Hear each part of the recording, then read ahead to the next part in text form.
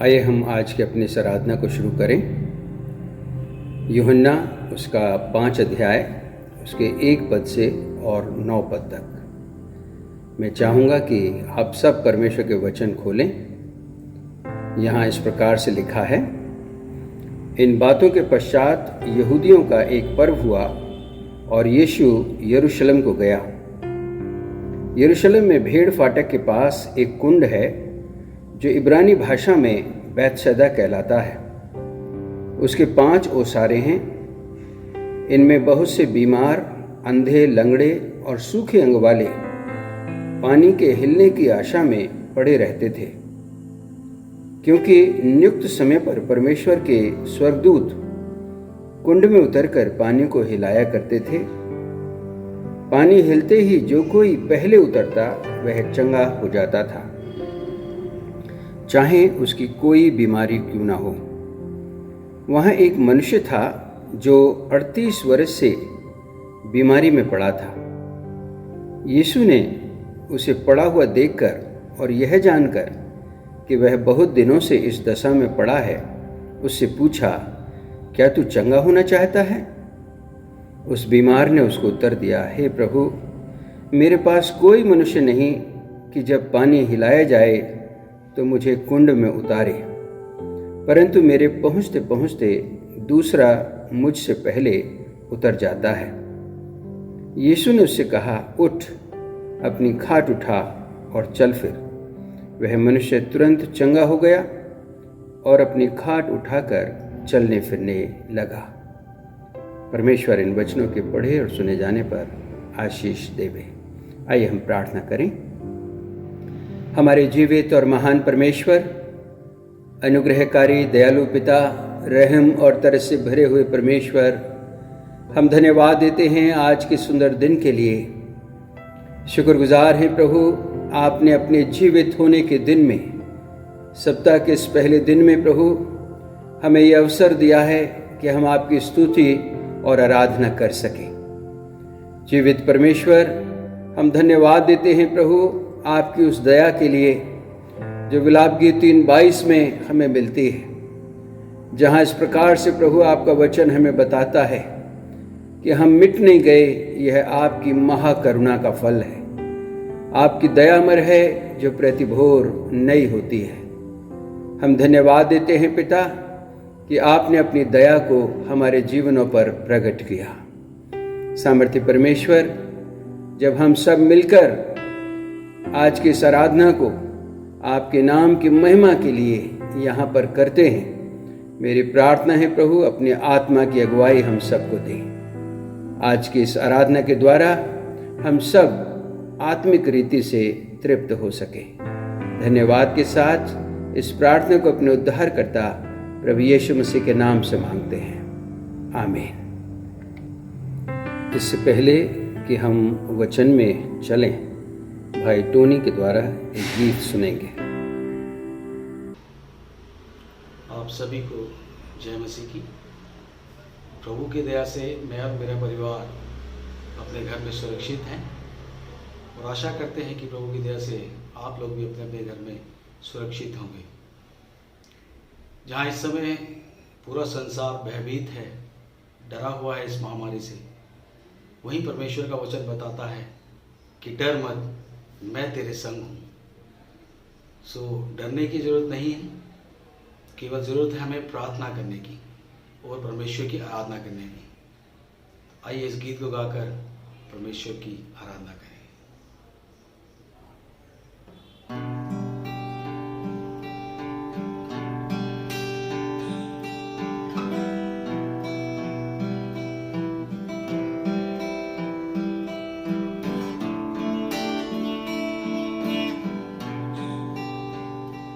जब गम की घटा छाए, जब आंसुओं की बरसात हो, जब दुख की अग्नि सताए तुम्हें, जब जीवन में तूफान हो,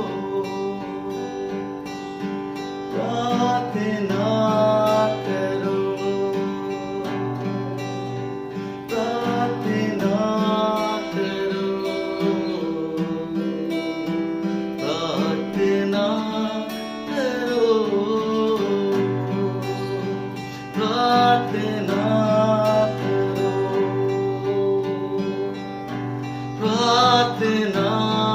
करो, प्रार्थना करो।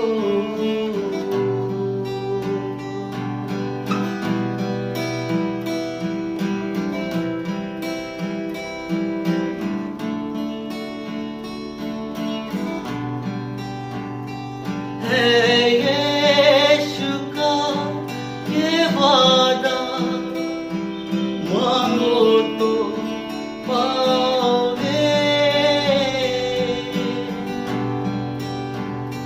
है यीशु का ये वादा, मांगो तो पाओगे। अगर रात को रोना पड़े, सुबह मगर हंसोगे। अगर रात को रोना पड़े, सुबह मगर हंसोगे। हिम्मत ना हारो, विश्वास करो, प्रार्थना करो। हिम्मत ना हारो, विश्वास करो, प्रार्थना करो।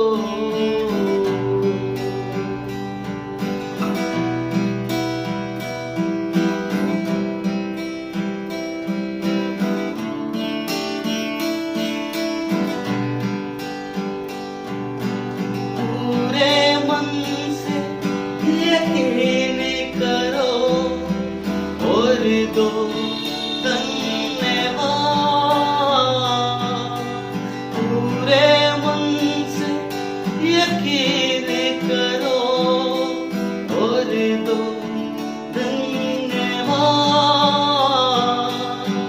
सुनता है यीशु प्रार्थना, वो ही निभाता है साथ। सुनता है यीशु प्रार्थना, वो ही निभाता है साथ। मायूस न हो, आगे ना बढ़ो, प्रार्थना करो। मायूस न हो, आगे ना बढ़ो, प्रार्थना करो। हिम्मत ना हारो, विश्वास करो, प्रार्थना करो, प्रार्थना करो, प्रार्थना करो।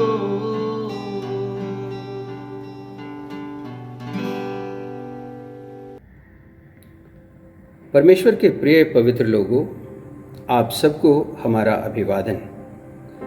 परमेश्वर का धन्यवाद हो कि उसने हम सबको संभाला और फिर से यह अवसर दिया है कि हम उसकी आराधना कर सकें। आज मैं यूहन्ना उसका 5 अध्याय और 1 से 9 पद जैसा भी पढ़ा गया उसी पर आप सबसे बात करूंगा। यूहन्ना 5 अध्याय 1 पद के अनुसार यीशु यहूदियों के पर्व में शामिल होने के लिए यरूशलेम में आते हैं। यहाँ मैं आपको बताना चाहूँगा कि यहूदियों की व्यवस्था अनुसार यहूदियों के 3 मुख्य पर्व हुआ करते थे, जो कि पास ओवर, निर्गमन 12 अध्याय में मिलता है। फिर पेंटिकोस्ट जो कि लय व्यवस्था उसके 23 अध्याय में मिलता है, और टैबरनेकल जो कि निर्गमन 33 अध्याय में हम पाते हैं। यहूदी रीति के अनुसार हर यहूदी पुरुष को जो वयस्क है और यरूशलेम से 15 किलोमीटर के दायरे में आते हैं, सभी को इन पर्वों में आना अनिवार्य था। यीशु भी यहूदी होने के नाते इस पर्व में शामिल होने के लिए यरूशलेम में आए थे। जो पैराग्राफ यूहन्ना उसके 5 अध्याय और उसके 1 पद से 9 पद तक पढ़ा गया, इसको हम 3 भागों में बांटकर समझेंगे। पहला भाग 2 से 4 पद का होगा, दूसरा भाग 5 से 7 पद का होगा, और तीसरा भाग 8 से 9 पद तक का होगा। पहला भाग जो 2 और 4 पद में हमको मिलता है, 2 से 4 पद में, हम यहाँ नोट करेंगे कि यीशु यहाँ क्या क्या देखते हैं। पहली चीज जो हम यहाँ देखते हैं वो है बैतसैदा, जिसका अर्थ है हाउस ऑफ मर्सी, दया का घर। दूसरी बात जो यहाँ पर प्रभु यीशु मसीह को देखने को मिलती है वो है 5 पोर्चेस, 5 ओसारे। उस बैतसैदा कुंड के 5 ओसारे थे, और वहाँ पर प्रभु यीशु मसीह देखते हैं सब प्रकार के बीमार जो वहाँ पर पड़े हुए हैं। और 5वें पद में एक व्यक्ति है जो 38 वर्ष से बीमार है। इस जगह की क्या खासियत थी? यहाँ पर हम देखते हैं कि एक फरिश्ता नियुक्त समय पर पानी को हिलाया करता था। मैं यहाँ आपको बता दूं कि वहाँ के पुराने विश्वास के आधार पर हर पेड़, नदी, पर्वत और कुंड का एक फरिश्ता होता था। यहाँ पर भी इस कुंड का फरिश्ता एक नियुक्त समय पर पानी को हिलाया करता था, और पानी के हिलते ही सबसे पहले जो कुंड में उतर जाता था वह ठीक हो जाता था, चाहे उसकी कोई भी बीमारी क्यों ना हो। प्रिय अजीजों, यहाँ पर जितने भी बीमार, अंधे, लंगड़े और सूखे अंग वाले बीमार थे, इसी आशा में बैठे रहते थे कि पानी हिलाया जाएगा और वो उसमें पहले उतरकर ठीक हो जाएंगे। अर्थात जो इस योग्य होगा कि वह पानी के हिलते ही कुंड में उतर जाए, वही ठीक हो सकता था। जो लोग इस योग्य नहीं थे कि पानी के हिलते ही वह कुंड में उतर सके, उनके लिए यहाँ पर कोई आशा नहीं थी। प्रिय अजीजों, मैं आपका ध्यान यशायाह नबी की भविष्यवाणी जो लूका अपने सुसमाचार के 4 अध्याय और 18 पद में लिखते हैं, लेके आना चाहता हूं। प्रभु का आत्मा मुझ पर है, इसलिए कि उसने कंगालों को शुभ समाचार सुनाने के लिए मेरा अभिषेक किया है, और मुझे इसलिए भेजा है कि बंदियों को छुटकारे का और अंधों को दृष्टि पाने का सुसमाचार प्रचार करूं, और कुचले हुओं को छुड़ाऊं, और प्रभु के प्रसन्न रहने के वर्ष का प्रचार करूं। प्रिय अजीजों, जो लोग अपनी सामर्थ्य में आशा रहित थे, उनके लिए यीशु आशा बनकर प्रकट हुए। आइए दूसरे भाग में हम देखेंगे कि यीशु कैसे यहाँ पर पड़े हुए एक 38 वर्ष के बीमार व्यक्ति के लिए आशा बनकर आते हैं। दूसरा भाग जो कि 5 से 7 पद में मिलता है।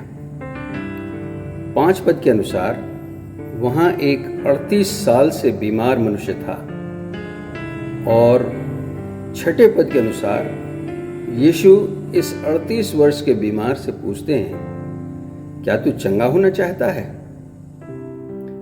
प्रिय जीजो, उस 38 वर्ष के बीमार व्यक्ति का जवाब जो वह यीशु के प्रश्न की कि क्या तू चंगा होना चाहता है के जवाब में देता है, वह हमें बहुत कुछ सोचने पर मजबूर करता है। जो इस 38 वर्ष से बीमार व्यक्ति का जवाब है वह हमें 7वें पद में मिलता है, जहां इस प्रकार से लिखा है, हे प्रभु, मेरे पास कोई मनुष्य नहीं कि जब पानी हिलाया जाए तो मुझे कुंड में उतारे, परंतु मेरे पहुंचते पहुंचते दूसरा मुझसे पहले उतर जाता है। प्रिय जीजो, यह मनुष्य जो 38 वर्षों से बीमार यहां पड़ा है, यीशु का इंतजार नहीं कर रहा था, बल्कि वहां समाज में रह रहे लोगों की सहायता का इंतजार कर रहा था। इसीलिए वह अपने जवाब में यीशु से कहता है कि मेरे पास कोई मनुष्य नहीं जो मेरी सहायता करे। यूहन्ना उसके 5 अध्याय और उसके 10 पद में यहूदी उससे जो चंगा हो गया था कहने लगे, आज तो सब्त का दिन है, तुझे खाट उठाना उचित नहीं।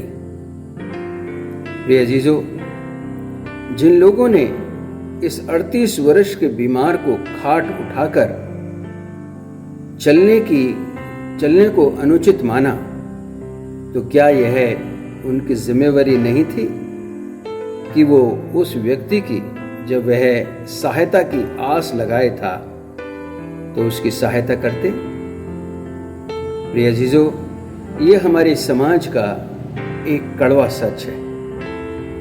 हम एक दूसरे के प्रति अपनी जिम्मेवारी को भूल चुके हैं। हमारे देश की आज की परिस्थितियों पर अगर हम गौर करें तो करोड़ों लोग सहायता के लिए अपने हाथ उठाए हुए हैं, भूखे मर रहे हैं, खुले आसमान के नीचे बंदिशों में कैद हैं। यदि यह एक व्यवस्था के अधीन हो रहा है तो सहायता की जिम्मेवारी भी उसी व्यवस्था की है। आइए तीसरे भाग में हम देखेंगे कि यीशु किस प्रकार उस 38 वर्ष के बीमार की सहायता करते हैं। तीसरा भाग जो कि 8 और 9 पद में हम देखते हैं।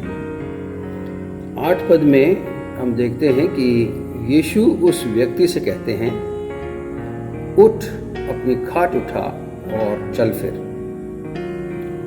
और फिर 9वें पद के अनुसार वह मनुष्य तुरंत चंगा हो गया और अपनी खाट उठाकर चलने फिरने लगा। यूहन्ना उसके 11 अध्याय और उसके 43 और 44 पद में हम देखते हैं कि प्रभु यीशु मसीह लाजर को, जिसको मरे 4 दिन हो गए थे, आवाज लगाते हैं और लाजर 4 दिन के बाद कब्र में से जीवित निकल के आता है। यूहन्ना 9 अध्याय उसके 1 से 7 पदों में हम देखते हैं कि यीशु जन्म से अंधे एक व्यक्ति की आंखों को खोल देते हैं। इसी प्रकार हम बाइबल में बहुत जगह पढ़ते हैं कि यीशु बहुतों को चंगा करते हैं।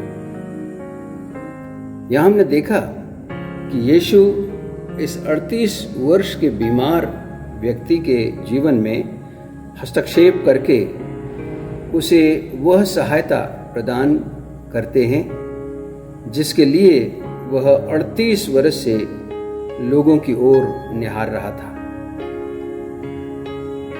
क्या यीशु का मकसद इस व्यक्ति को सिर्फ शारीरिक चंगाई ही देना था? ये एक सोचने का विषय है। यदि आप यूहन्ना उसके 5 अध्याय और उसके 14 पद को देखें तो यीशु उस व्यक्ति से जो चंगा हुआ था कहते हैं, देख तू चंगा हो गया है, फिर से पाप मत करना, ऐसा ना हो कि इससे कोई भारी विपत्ति तुझ पर आ पड़े। प्रिय जीजो, यीशु की चंगाई हमें पवित्रता का जीवन जीने के लिए प्रेरित करती है। पहला पत्रस उसका 2 अध्याय 24 पद में ऐसा लिखा है, वह आप ही हमारे पापों को अपनी देह पर लिए हुए क्रूस पर चढ़ गया, जिससे हम पापों के लिए मरकर धार्मिकता के लिए जीवन बिताएं। उसी के मार खाने से तुम चंगे हुए। प्रिय अजीजों, यीशु मसीह हमारे लिए क्रूस की मृत्यु सहकर धार्मिकता का जीवन लाए। आइए हम अपने पापों की क्षमा लेकर धार्मिकता का जीवन जिएं। प्रभु इन वचनों के द्वारा आप सबको आशीष देवे। आइए हम भाई टोनी के द्वारा एक गीत सुनेंगे।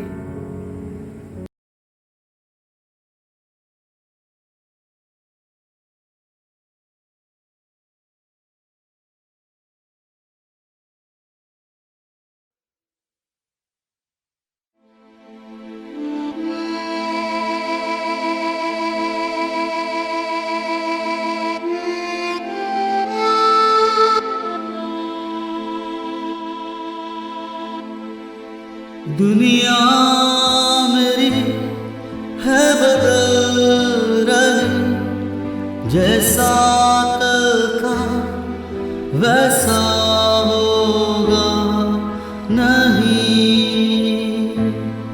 खौफ से है भरा इंसान कोई, सारे सपने बिखरे हैं हर कहीं। यीशु ने है ये कहा, डरना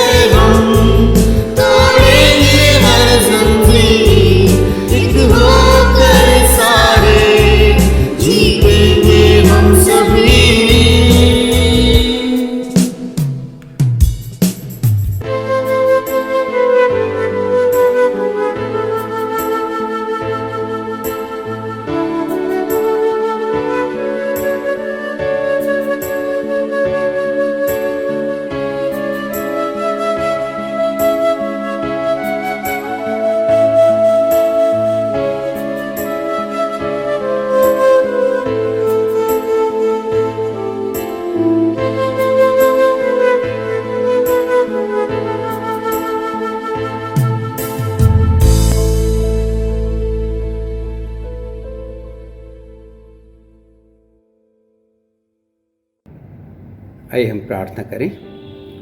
हमारे जीवित और महान परमेश्वर, अनुग्रहकारी दयालु पिता, रहम और तरस से भरे हुए परमेश्वर, हम धन्यवाद देते हैं पिता, आपने अपनी आराधना और स्तुति करने का अवसर हम सबको प्रदान किया। शुक्रगुजार हैं प्रभु इन वचनों के लिए जो हमने यूहन्ना उसके 5वें अध्याय में देखा कि आप किस तरह से यरूशलेम में प्रवेश करके उस व्यक्ति की जो 38 वर्ष से बीमार था सहायता करते हैं। उस समाज के लोग जिनकी ओर वो देख रहा था कि वो उसकी सहायता करेंगे, जब वो नहीं उसकी सहायता करने पहुंचे तो आपने स्वयं वहां पहुंचकर उस व्यक्ति को चंगा किया। और जीवित परमेश्वर, आपने उसे सिखाया कि वो आगे को फिर पाप ना करे, कहीं ऐसा ना हो कि उससे बड़ी विपत्ति उसके जीवन में आ जाए। पिता परमेश्वर, आपने इन वचनों के द्वारा हमें सिखाया है कि हमारे जीवनों में जब समस्याएं आती हैं और आप हमें अपने अनुग्रह से अपनी चंगाई देते हैं, तो आप चाहते हैं कि हम भी अपने जीवनों पर विचार करें और एक पवित्र जीवन आपकी महिमा के लिए जिएं। क्योंकि आप पवित्र हैं, इसलिए आप चाहते हैं कि आपके बच्चे भी पवित्र जीवन जिएं। पिता परमेश्वर, मैं धन्यवाद देता हूँ प्रभु यीशु मसीह के उस महान बलिदान के लिए जिसके द्वारा प्रभु आपने हमारे लिए सब कुछ, ना सिर्फ इस संसार में परंतु जो अनंत जीवन है वो भी प्रभु हमारे लिए खोल दिया है। हम धन्यवाद देते हैं पिता, आपने हम सबको संभाला, सुरक्षित रखा। कलीसिया में हर एक जन को, बच्चे, बुजुर्ग, जवान, सभी के जीवनों पर प्रभु मैं आपकी आशीष मांगता हूँ, आपकी सुरक्षा मांगता हूँ। आपके बच्चे प्रभु जी जब अपने अपने घरों में हैं तो मेरी प्रार्थना है प्रभु आपका आत्मा उनकी अगुवाई करे, उनकी रखवाली करे। पिता परमेश्वर, मैं प्रार्थना करता हूँ अपने देश के उन तमाम लोगों के लिए जो कोविड-19 के प्रकोप से बीमार हैं और उनके जीवनों में काफ़ी चिंताएं हैं। पिता परमेश्वर, आप उन्हें छुएं और चंगाई दें। सामर्थ्य परमेश्वर, खासकर मैं प्रार्थना करता हूँ उन सभी लोगों के लिए जो अपनी जान को जोखिम में डाल करके ऐसे लोगों की सुरक्षा कर रहे हैं, इलाज कर रहे हैं। पिता परमेश्वर, डॉक्टर्स के लिए, नर्सेस के लिए, पैरामेडिकल्स के लिए, पुलिस के लिए, सफाई कर्मचारियों के लिए, सभी के लिए मेरी प्रार्थना है प्रभु आप अनुग्रह करें, दया करें प्रभु जी, और इस वायरस के प्रकोप से प्रभु हर एक को बचाएं। हमारी सरकारों को प्रभु ऐसी समझ, बुद्धि, ज्ञान दें जिससे प्रभु जी वो सभी लोगों का मार्गदर्शन ऐसे समय में सही रीति से कर सकें।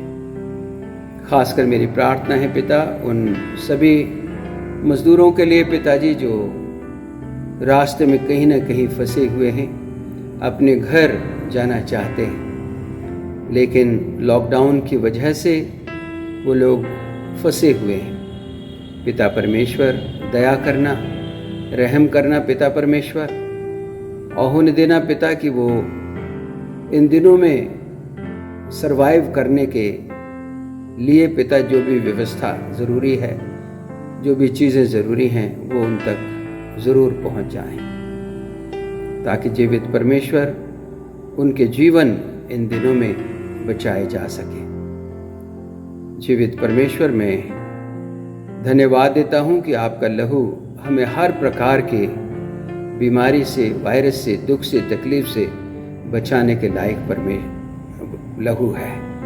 मैं प्रार्थना करता हूं प्रभु आपका लहू हमारे पूरे देश पर लगाया जाए, हमारे अजीज़ों पर, हमारे पड़ोसियों पर, हमारी कलीसिया पर, इस रीति से लगाया जाए प्रभु कि सभी सुरक्षित रहें। मेरी प्रार्थना है प्रभु, इस दुनिया में दूसरे देश भी जो बहुत ज़्यादा प्रभावित हैं इस बीमारी से, खासकर प्रभु जी अमेरिका, इटली, स्पेन और भी कई कंट्री प्रभु जहाँ पर बहुत ज़्यादा कैजुअलिटी हुई है, लोग मर रहे हैं, दया करें यीशु राजा, रहम करें। पिता परमेश्वर, मैं फिर से अपने देश को, अपनी कलीसिया को, अपने प्रियजनों को, सभी को आपके हाथों में सौंपते हुए इस प्रार्थना को अपने उद्धारकर्ता प्रभु यीशु मसीह के नाम से मांगता हूँ, आमीन। आशीष वचन प्राप्त करें। अब हमारे परमेश्वर पिता का प्रेम, मसीह यीशु का अनुग्रह, पवित्र आत्मा की सहभागिता हम सब के साथ अब से लेकर हमेशा हमेशा तक होती रहे, आमीन। अपने अपने घरों में रहें, सुरक्षित रहें और परमेश्वर का आत्मा आप सबके साथ बना रहे।